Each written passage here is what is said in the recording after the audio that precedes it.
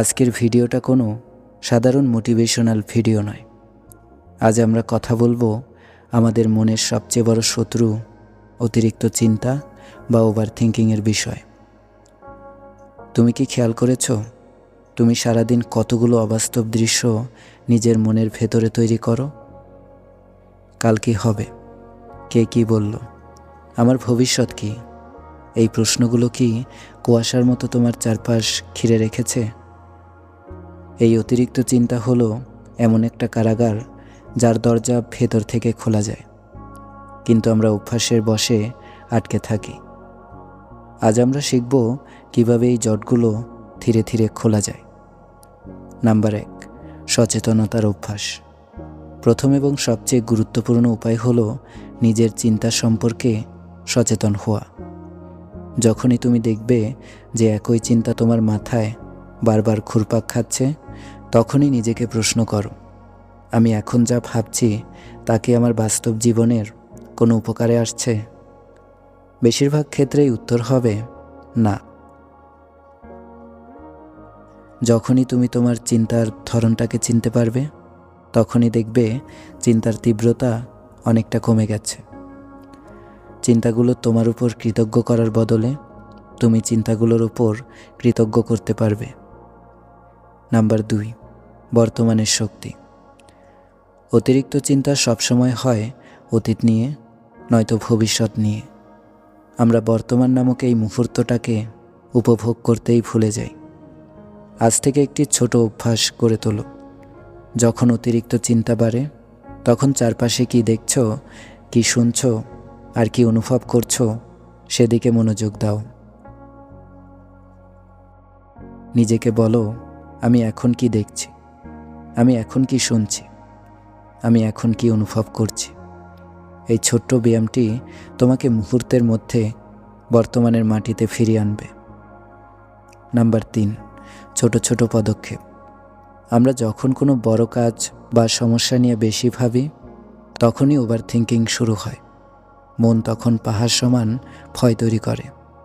এই ভয় কাটানোর সবচেয়ে ভালো উপায় হলো বিশ্লেষণ না করে পদক্ষেপ নেওয়া। তোমার যদি মনে হয় যে অনেক কাজ জমে গেছে, তবে আজ সব কাজ করার কথা ভেবো না। শুধু আজ একটি কাজ করার সিদ্ধান্ত নাও।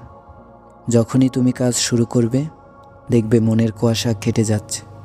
চিন্তা দূর করার একমাত্র মহা ঔষধ হলো কাজ।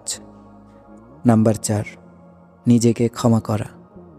আমরা নিজের প্রতি যতটা নিষ্ঠুর হতে পারি, ততটা নিষ্ঠুর আমরা অন্য কারো প্রতি হই না। আমরা অতীতের কোনো একটা ভুল নিয়ে সারাদিন নিজেদের শাস্তি দিই। এই কুয়াশাচ্ছন্ন দৃশ্যটির দিকে তাকিয়ে একবার ভাবো তো, কুয়াশা যেমন সব ভুলিয়ে দেয়, তুমি কি তোমার ভুলগুলোকে তেমনভাবে ক্ষমা করতে পারো না? নিজেকে বলো, আমি যা করেছি তা তখনকার পরিস্থিতিতে সেরা ছিল। নিজেকে ক্ষমা করে দেওয়া মানে নিজের কাঁধ থেকে বড় একটা পাথরের বোঝা নামিয়ে ফেলা।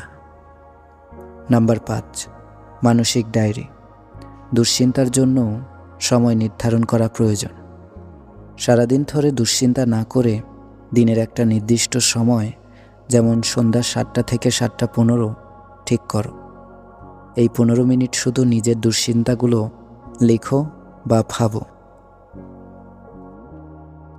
এর বাইরে অন্য কোনো সময়ে যখনই কোনো অযথা চিন্তা মাথায় আসবে, নিজেকে মনে করিয়ে দাও, এখন আমার ভাবার সময় নয়, আমার ভাবার সময় সন্ধ্যা 7টায়। এটি তোমার মস্তিষ্ককে প্রশিক্ষিত করবে এবং অপ্রয়োজনীয় চিন্তা থেকে তোমাকে মুক্তি দেবে। ভিডিওটি শেষ হয়ে যাবে, কিন্তু আমি চাই তুমি এই কুয়াশাচ্ছন্ন স্থির চিত্রটির দিকে তাকিয়ে থাকো। তোমার মনও অনেকটা শান্ত হয়ে এসেছে। অতিরিক্ত চিন্তা বন্ধ করা মানে কোনো কিছু না ভাবা নয়, বরং কি ভাবতে হবে তা বেছে নেওয়া। তুমি যথেষ্ট মূল্যবান। তোমার মনটা শান্ত থাকার অধিকার রাখে। আজ রাতে শান্তিতে ঘুমানোর চেষ্টা করো। কাল সকালে দেখবে পৃথিবীটা আগের চেয়ে অনেক বেশি পরিষ্কার আর সুন্দর দেখাচ্ছে। ভালো থেকো।